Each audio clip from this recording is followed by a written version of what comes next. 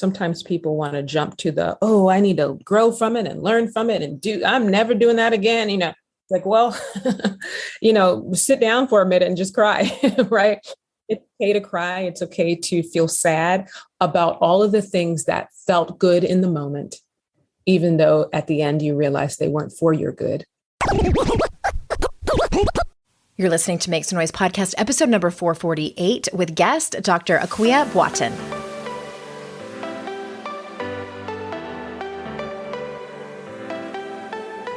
Welcome to Make Some Noise podcast, your guide for strategies, tools, and insight to empower yourself. I'm your host, Andrea Owen, global speaker, entrepreneur, life coach since 2007, and author of 3 books that have been translated into 18 languages and are available in 22 countries.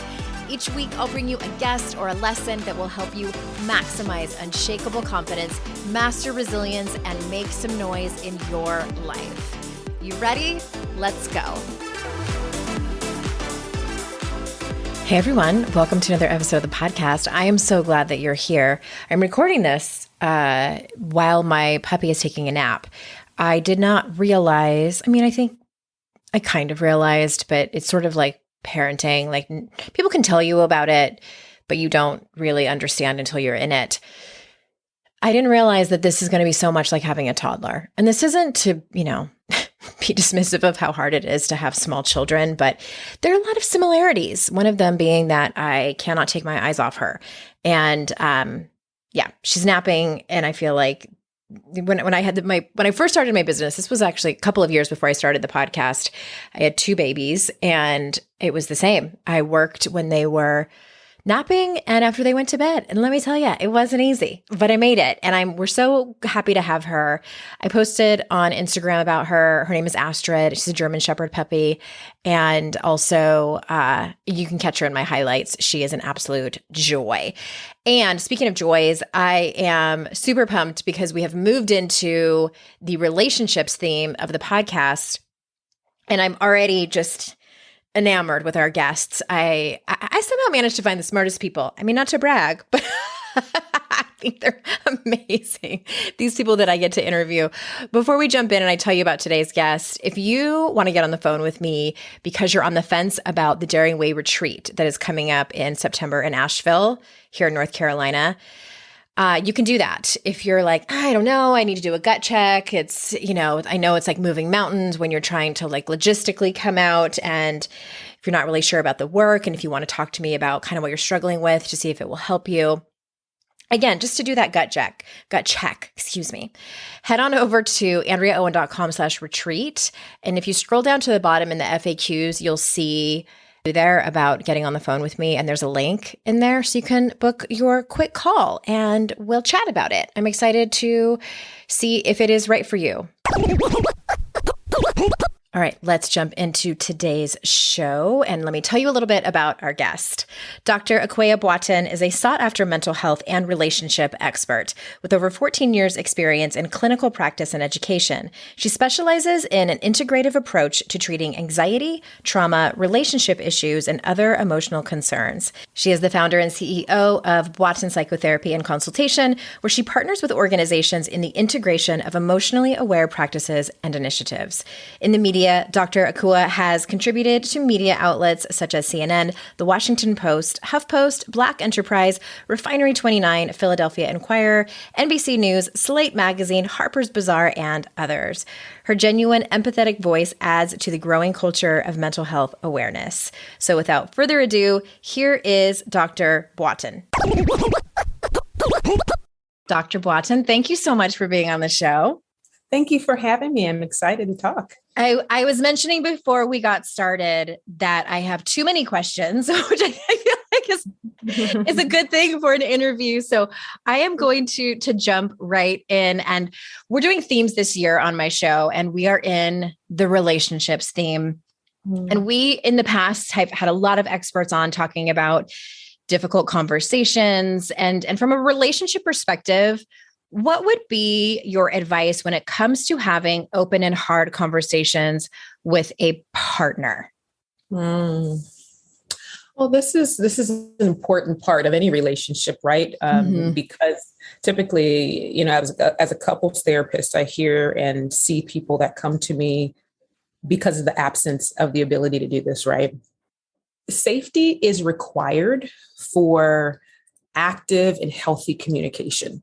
If a person doesn't feel safe, there's actually a part of their brain that does not allow for them to have this space of vulnerability that's required for authentic communication. And so establishing safety is the first order of business. How do I make the person that I'm talking to feel safe? Not in the way that I feel safe, but in the way that they feel safe. And so having conversations about the conversation typically is what helps you to feel safe. When you say safe, do you mean all aspects of it, like physically safe, emotionally safe? Am I leaving anything out? Yeah, psychologically safe, right? All of those things are really important, right? Mind, body, spirit. How do I make you feel open and safe enough to speak?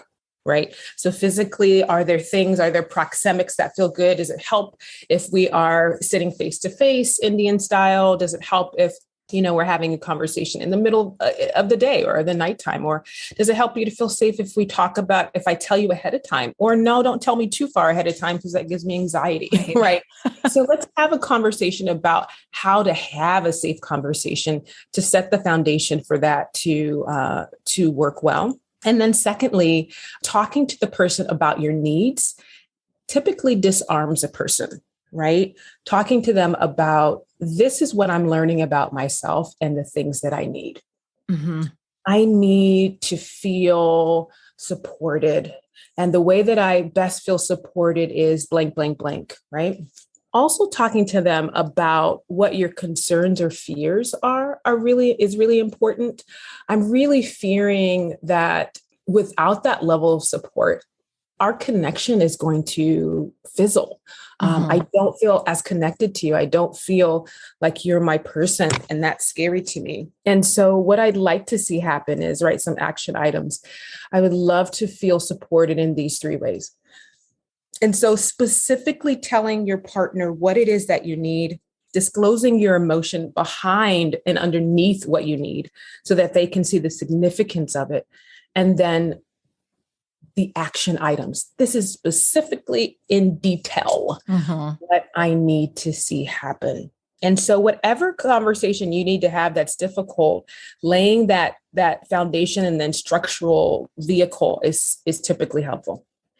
Okay. You just gave like a masterclass in 3 minutes. So I want if you have not gotten out your pen and paper to take notes, back up and take those notes. A couple of things I want to sort of underscore that you said, that it sounds like when you talk about, say it's you and I are having a hard conversation. If I came to you and talked to you about my experience, then it takes the pressure, there's probably a better word, off of you. And what I'm thinking of is, I think in many conversations, when we come to somebody with a problem, we tend to tell them how they're wrong, how we make up that they're wrong. And the other person, it largely probably wants to shut down or does shut down. It's like, no one wants to listen when they're being told all the ways that they're wrong, or that they're, being a bad partner in their partner's eyes, et cetera. And the other thing was, I love that you said about the details, because I think so many times we just make up that, okay, we need to ask our partner to be more romantic. We need to ask them to show up for us emotionally without telling them exactly what that looks like for us, because they might have a completely different version of what that is. Exactly. And can get it quote unquote wrong. So all of that. Oh, yes. It's so powerful. And recognizing that awareness of the human that you're seeking to connect with is more important than the information that you want to give them. Say that part again. That's so important. Yes, your awareness of who is this person that I'm trying to convey this information to. Your awareness of that needs to be the focus, not exactly what it is that you're trying to relate to them. And so if this person is a better receiver of concise and direct communication, you need to be able to package your information that way. If this person is largely connected to an emotive experience, right? And so they need to understand the emotionality around the need. And so you need to package what you're saying in that way. So your awareness of who this person is, how they best digest information is typically what I am working with people on, that they overlook, right? It's just really, really pivotal. So that what you just said made me think of, I think it was actually a couple of years ago, my husband was really transparent with me. And he said to me, to be honest, when we have big conversations, like a heart to heart, if you will, I only take in about a third of what you're telling me. correct. And at first I was a little hurt, because I took it personally. Like, oh, you just don't want to listen? You just don't let me? Right. But I know him well enough where I was so grateful that he told me that. And because I can tell a lot of times by his body language, by, like what the expressions on his face or lack of expressions on his face. So that allowed me to ask him, okay, how can I be a better communicator for you that, like you said, makes you feel safer, makes you hear me? And, I don't want him to go to that place of elevated heart rate or feeling like he's wrong or wanting to leave the room, et cetera. Exactly. These things are so important because oftentimes we are trying to get information through and we're working with the physiology. Mm-hmm. We're working with physiology, right? If the amygdala just fires, right? And this person is defended based on the fact that you are wrong, or you should do this, or why don't you, right? That terminology just fires this system within the body that automatically defends itself. Muscle fibers get tighter, breath gets shallow, body language gets defended, right? And so from that moment on, they're actually not taking in the information, right? And so you understanding their physiology, not to a T, but some general knowledge of that is really important. And especially like with your partner, if your partner is typically withdrawing, right? That means that they take in information and digest it underneath the surface. That type of physiology is typically flooded easily, right? Too much information just stalls the system out. Mm-hmm. That's exactly what's happening. It took us a long time to learn that about each other, how it's different for us, but therapy's helped. Okay, I'm going to switch gears slightly, and this question came from, I was watching one of your Instagram videos, and you were talking about on again, off again relationships. So can you, I know this is like a big giant question, so if you could kind of distill it down to bite size, why, in your experience, in your professional opinion, why do people stay in on again and off again relationships? Oftentimes that relationship represents something for the person, right? It represents a time period in life that was familiar and safe, comfortable or nostalgic. It could be that this person is connected to a part of yourself that you don't typically tap into, that they can unlock in you. It can be a safety space, meaning not necessarily with the person, but it feels safe to have a person, right? That the void feels activating and they feel the void. As long as I have this person, I won't be alone. Or, I always have so-and-so. It can be feeling valued or feeling wanted that person provides you. So it's typically representation that this person is holding a place value in your life that sometimes you might not be aware of, but you feel that you need desperately internally.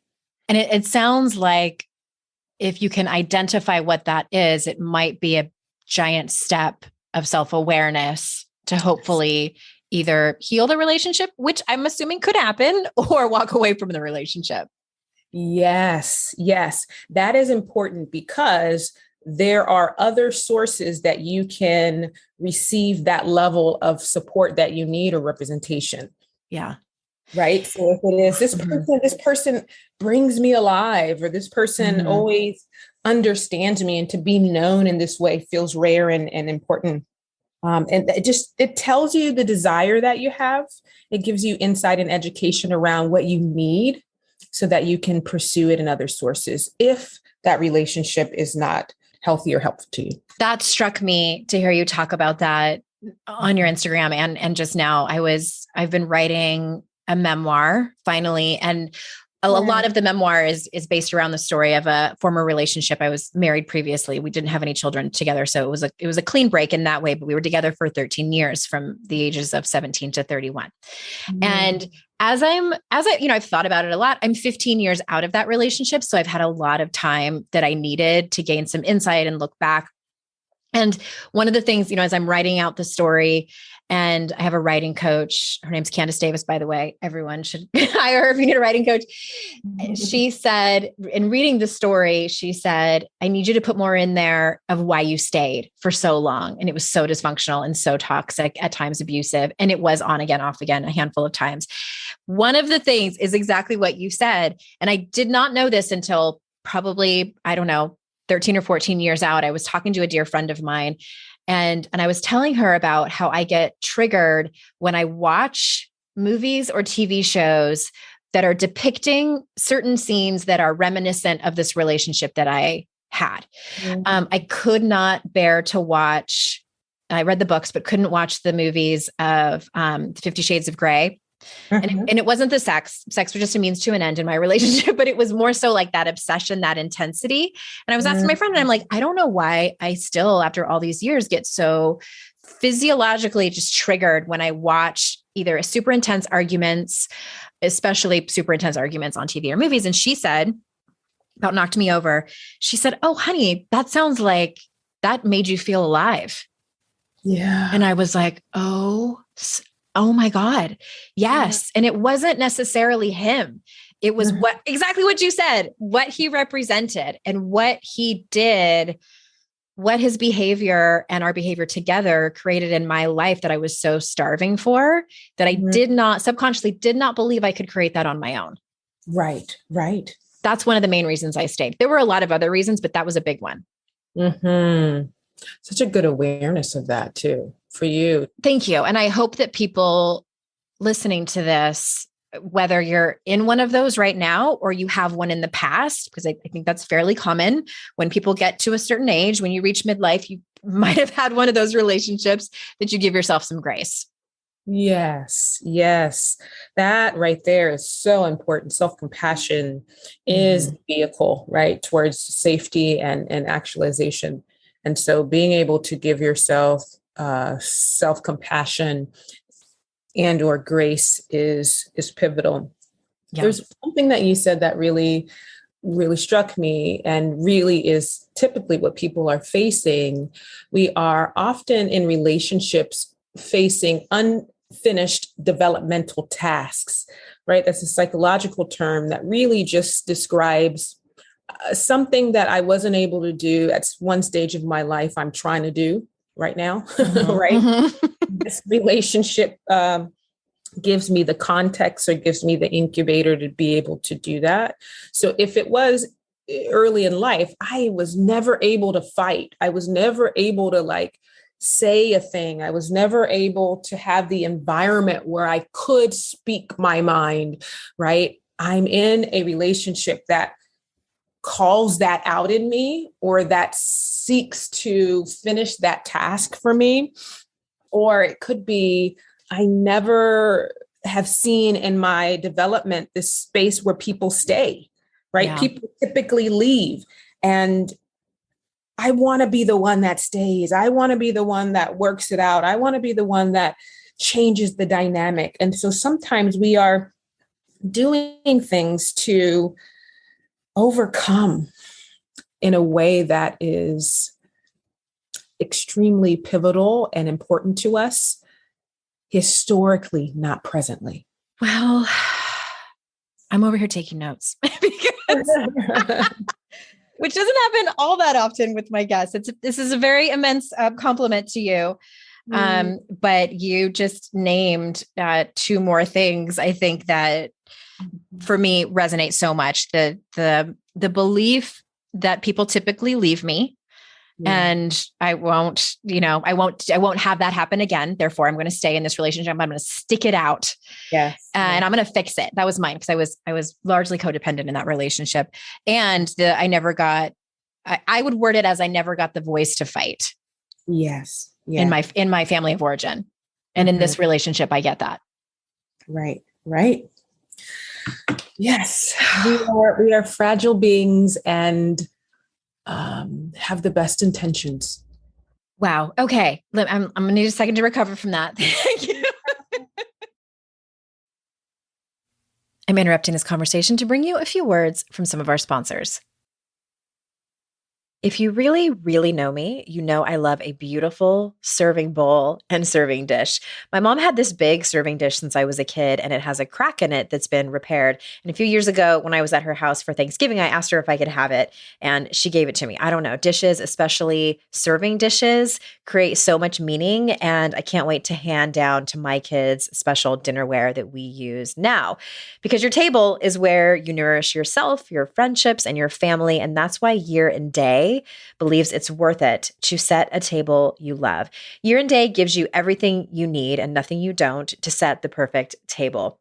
I love, love, love the simplicity and beauty of Year and Day's designs. This isn't your grandma's china. It's a beautifully curated assortment of high quality dishes, flatware, and glass designed to enhance your modern life at home. And if you're not sure what you want, you can answer a few questions about how you live, how you entertain, and Year and Day will customize a complete set for you in just a few clicks. And this is very important. Everything is dishwasher safe. I think they're gorgeous. Please go check them out and support the show. Year and Day is giving Make Some Noise listeners a special offer. Visit yearandday.com/noise and use code NOISE to get $25 off your first order of $150 or more and receive free shipping on orders of $150 or more. That is yearandday.com/noise and use code NOISE. All of their things are beautiful. Go check them out. I especially love all of their bowls. So again, yearandday.com/noise and use code NOISE. For those of you that read my last book, you know that I dedicated an entire chapter to pleasure and how making time for it is so important. That's why I want to invite you to escape into a world where pleasure is your only priority. Because on Dipsea, you can find stories that match your mood. So Dipsea is an app. I have it on my phone and my iPad. It's full of hundreds of short, sexy audio stories designed by women for women. You can find stories about that intriguing coworker that has a British accent. I personally like the one with the Irish accent. You can filter and find it. Or hooking up with your yoga instructor. They bring scenarios to life with immersive characters, no matter what you're into or what turns you on. It's your go-to place to spice up your me time, explore your fantasies, or heat things up with your partner. So for listeners of the show, Dipsea is offering an extended 30-day free trial when you go to dipseastories.com/noise. It's 30 days of full access for free when you go to DIPSEA stories.com/noise. dipseastories.com/noise. People who maybe don't have an acute breakup in their life and who have had one in the past where they still, it stings maybe a little bit, or maybe it doesn't sting and it might be unconscious under the surface, but what is the best way to navigate healing from a breakup? And if you can expand on that to be, like even if it's in the near past that happened, or even if it was years before. The first thing is to grieve, mourn. Sit in it. Give yourself time, your body, your soul to calibrate to the reality of what's happening. And that's really what grief is. Your mind is trying to catch up to the natural experience that you're having. And that takes time, right? Sometimes people want to jump to I need to grow from it and learn from it and I'm never doing that again. Like, well, sit down for a minute and just cry, right? Yeah. It's okay to cry. It's okay to feel sad about all of the things that felt good in the moment, even though at the end you realize they weren't for your good. and giving yourself the compassion to grieve the connection that you did have, even though there were parts of it that were not great. That's a really hard thing for people to do sometimes. So that takes time. That's the first thing. I think there's wisdom on the other side of grief and mourning. If you give yourself the minute to do it, the time to do it, there is a wisdom that comes in the grief, a realization and awareness, a education about what is this person in my life to teach me about me. What did I learn about me? What did I learn about what I need, what I don't need, what I value, what I don't value, what I thought I valued, and now I don't, right? Yeah. How do I clarify the wisdom and education that this moment is trying to bring to the surface for me? And then moving with that education and wisdom towards healing. What does that look like? That looks like tangible healing. That looks like embodiment. That feels like finding techniques that really help you self-soothe. If it is moments of crying and the moments of journaling, if it's meditation to really keep the rumination and the cycling of your mind still, if it's yoga and movement in order for you to reconnect with your body because you have disconnected, whatever that wisdom is telling you, it will tell you the truth about your healing and what's needed. Mm-hmm. Mine was primal screaming. Yeah. Yes. That's a good one too. It was part of it. Not all the time. That would have definitely hurt my throat, but it was a lot of that. Yes. Yes. Getting that energy out of your body. Right. Right. And manifesting that in the natural and not just letting it fester in the internal. So all of those things are really important. It's really specific to your situation. And that's why grief and mourning is so important. It's not for the, sheer sadness of it. It is for the wisdom that comes out of it. After you've clarified some of that stuff, it's really important that you come together with yourself to write down, what is my path forward? What is my path forward plan? As a result of what I'm learning, therefore now this is what I seek to do. This is what I seek to partner with. This is what I seek to understand in the relationship. These are things that I need to watch out for in me, right? These are sources that I need to fill the space with. Who's your tribe? The people that are around you. They're going to help in that healing process. So all of those things are really valuable. I love that it's sort of like a plethora of all the things. And I'm assuming also it's not linear and it's a bit of a long game for many people. Yeah. Correct. I love choices too. And I love a good plan. So thank you for adding that in there. I want to talk to you and have you tell us about codependency. Is something that we've talked about here on the show. I don't think you need to go into like too much what it is. I'm confident that my listeners are clear on what it is, but can you talk to us about overcoming and healing from it? Like, what does that look like? Where does someone start? And is it even possible, or is it something that you just learn to live with on a lesser level? What is your opinion on that? There's a way to change that dynamic, but it goes through your awareness, right? And so remember, codependency really describes the behaviors and the dynamic of the relationship, not necessarily the relationship, right? Okay. Mm-hmm. So if we are healing, it's really at the center of the dynamic. What position are you playing in the dynamic? Are you the giver? Are you the one that sacrifices your own needs? Are you in your kind of well-being and things like that to validate your self-worth that way? If I help others, that is my identity, right? And so for you, if you're a part of that side of the dynamic, how do you begin to give to yourself the same things that you are pouring into others is what you begin to pour into yourself, right? That you refuse to now sacrifice your own needs for others. You put yourself at the top of the list. Yes, it's going to feel selfish at first, right? Because you've learned otherwise, right? But it's not selfish. It's really self-full. It is healing. It is helpful. Um, Understanding that your identity is not external, it's internal, Ooh, right? say more about And that. yeah. And so oftentimes in a codependent dynamic, your identity and your worth comes in what you do for others, how you minimize in order to increase the other, right? And so your identity is not in what you do for others. Your identity is really connected to who you are internally, who you are in spite of others, who you are trying to be in the world. And so there needs to be a process of you learning that. Oftentimes, when you take away the source of what my self-worth is, I don't know who I am if I'm not connected to helping people. And so there's a discovery process and exploration. What do I like? What kind of ice cream do I like? I typically just go with what everybody likes, right? Right. Like, do I like chocolate, or was that just my ex-partner's favorite? Right. Like, so really learning about the self and exploring things that you might feel connected to in order to have this identity formation. And so the other side of that would be if you are the manipulative one, if you're the one that's kind of using the power dynamic for your force, why have you learned to do that?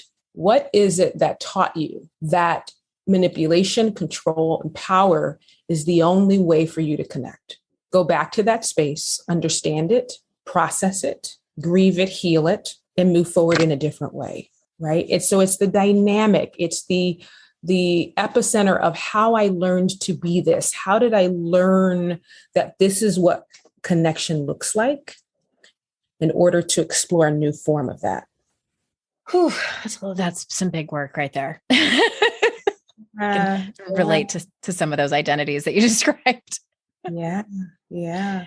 Well, you mentioned something interesting towards the end there about connection, and I wanted to ask you about intimacy. And I feel like the word intimacy many times gets collapsed with, sex and physical intimacy. But can you talk to us about the different ways we can create intimacy between ourselves and our partners? Yes, there are different forms of intimacy, right? Intimacy is really just access, right? Giving someone access and connecting on a deeper level, right? And so you can do that physically, you can do that emotionally, you can do that intellectually, right? You can do that experientially, spiritually, creatively. Like there's so many ways for you to give access and connect in a deeper way. And so physically, obviously, we talk about intimacy being related to sex, but intimacy physically is really just about experiencing something physically with a person that is a form of communication. So it could be a person walks by you and puts their hand on your shoulder and they're communicating something to you at a deeper level. Right? It could be the way that you sit next to a person is physical intimacy. Right. Emotional intimacy is really exposing the emotion, having times where you sit down and really just give one access to your process that's undone and not complete. Right. So I'm not sure how I feel about this. I'm going to just now process externally. I'm going to say the thing before I know it. And I'm going to give you access to sit behind the scenes as I do that. Right. So you can know me, so you can understand my process. Well, based on that, I'm intimate with all of my listeners because I externally. You're welcome, everybody. Okay. Please continue. Right. So these things are really important, right? Because you're able to really be heard and seen in all of your humanness. And there's power in being able to do that. So having times where you do that and you disclose what you feel, your emotion as you are processing it intellectually, right? There are things that really stimulate our minds, that give us thrill or challenge or pause, right? And so Mm-hmm. talking to your partner about your views, talking to your partner about what you think on matters that might be happening in the news, or things that are happening with the children, or how you are managing the type of parenting that you're doing, and really being heard for your opinions and thoughts, right? It could be reading books together and really kind of going through information that's challenging your mind, and talking about those things is really a way of building intellectual intimacy. Experiences are always something that bonds us. If you think about it, if you have girlfriends, most of the moments that bonded you can go back to a moment, right? Like yes, we were in school and then we went through that program together. Yeah. And oh my goodness, and we're in that gym class and it's crazy. So having experiences where you have to overcome and work through with your partner builds intimacy. And you made me think of, even at dinner parties, or even I'm thinking of a child's birthday party. When you get together with other parents of small children, what I have noticed happens more often than not is that people will share stories of their kids kind of around the same topic or something. And I think that's an example of like what you just said. It's creating intimacy through relatable connections and stories. And I never thought of it that way. I just thought like, oh, here we all go again, like telling stories about our kids and, but I love all those different examples of intimacy. And it's largely things that we don't think about, but you're absolutely right. Like these everyday experiences, and there's ways of doing it that go so far beyond just the bedroom. Yes. It's doing life together, right? Life together. Exploring the world together. I love that. Absolutely love that. Well, I want to ask you one more question before I close this up. And you talk about reparenting in your work. And so for those new to the term, can you explain sort of what it looks like and where someone would get started with that? Yes. So reparenting is really giving yourself what you needed in the time where you recall the most challenge or pain in growing up, right? And so, giving to yourself, whether that be the sacrifice of time, right? Prioritizing yourself, putting yourself in scenarios where you're not harmed, right? Where in childhood, you may have been in experiences where a parent did not remove you from a harmful place, right? And so a reparenting process for you in adulthood would be, I no longer will place myself in scenarios or with people that harm me. As the new surrogate parental figure for this being, right? I now will do the things and give to myself what I really did not receive. We often are replaying what happened to us often, right? For instance, people that overwork, right? And don't really listen to their emotion. It could be in childhood, what you felt really didn't matter in light of the things that needed to happen with the family, right? And so reparenting could look like, no, when something is wrong with me, we stop. We listen. Yeah. We prioritize. We heal. Space is given to talk about it. Correct. We comfort. Right. And so all of those things, even down to sensation and self-soothing, right? That if sometimes we didn't receive that physical comfort of like someone rubbing your back or hugging you when you're in pain or things like that. And you now do those things. You just become a surrogate parental figure and you give yourself the love, care, and consideration that you needed.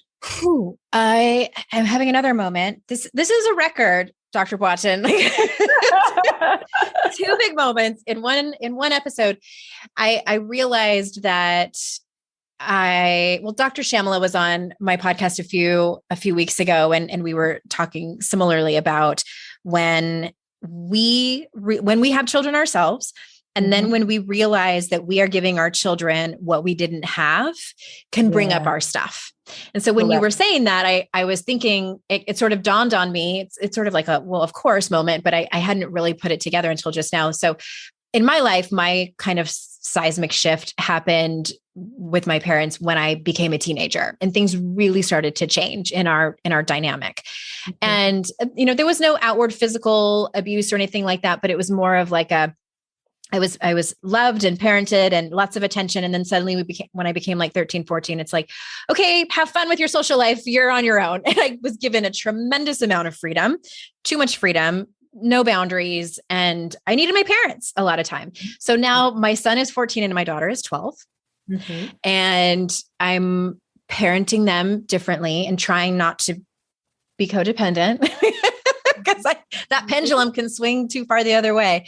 But I have noticed that as things come up in my parenting journey with the two of them that are different from how I was parented, it stings. It stings a little. And I have to self-manage enough to remove my stuff, my inner teen stuff from my adult mother person identity. I don't know if I explained that very well, but it's been mostly okay, but I know it will continue to be a little tricky at times. Right. No, that's a really powerful and challenging thing to do. I like to believe that the body desires for you to heal. And so what comes up to the surface is demanding a space to be healed. So even in your adulthood, if that teen version of your experience is bugging you. She's really mad, like, to be honest. Like, I'll just say what it is. She's fucking pissed. Yes. And she said, listen to me now, right?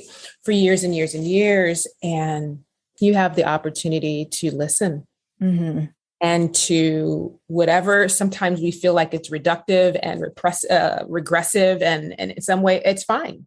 It's like, I'm jealous, or I'm upset, or I didn't get that, or they're spoiled, or like, how do they think you don't know how good you have it? Yeah. You don't, right. You don't know how good you have it. So just all of the things, give her the space to say all the things and validate her. You're right. It's not fair. It's not okay. It never was.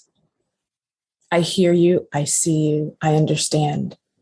What can I do now that honors the woman that you've become, that honors the person that you are, so that you feel heard, seen, valued in this time of your life, so that you don't have to demand it any longer. Well, I hope everyone enjoyed this therapy session from Dr. Boateng. Your $500 check is in the mail. Just thank you so much. And I am very well aware that there are people listening who, whether they can relate to my circumstances or not, or are deeply touched by your words. And thank you so much for being here. I am so incredibly grateful for your time and your wisdom. My pleasure. It was a great conversation. Where would you like people to go to learn more about you? Is it your website or social media or all of those places? Instagram is probably heavily populated at this point. So akuakboateng.com on Instagram. And then my website is akuakboateng.com. Awesome. We will link up to that in the show notes. And everyone, if you are listening, within a day or two that this episode comes out, check out my stories and we'll link directly over to your Instagram account. And thank you again so much for being here. Thank you, listeners, for being here. Your time is so important, and I'm so grateful that you choose it to spend some time here. And remember, it's our life's journey to make ourselves better humans, and our life's responsibility to make the world a better place. Bye for now, everybody. Hey everyone, thanks again for listening to the show. And just a quick reminder that if your company needs a speaker or a trainer, I might be the right person for you. I speak and do keynotes on confidence and resilience for mixed audiences, as well as do trainings on the Daring Way, which is the methodology based on the research of Dr. Brené Brown. So if you think it might be a good fit, hit me up at support@andreaowen.com or head over to my speaking page, andreaowen.com/speaking.